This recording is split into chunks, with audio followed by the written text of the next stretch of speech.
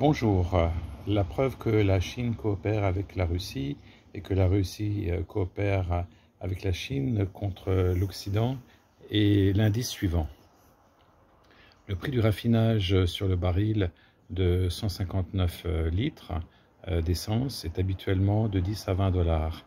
C'est-à-dire que si le prix de l'essence actuellement, du pétrole, est à 103 ou 109 dollars le baril de 159, le raffinage devrait coûter 10 à 20 dollars.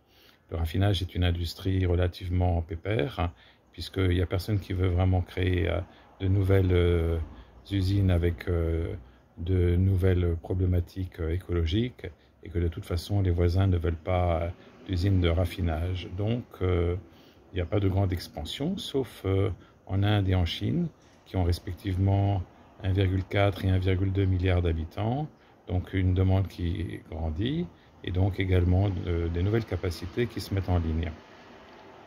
Cela dit, actuellement, le raffinage est à 50 dollars au-dessus du baril, ce qui explique la hausse du pétrole également.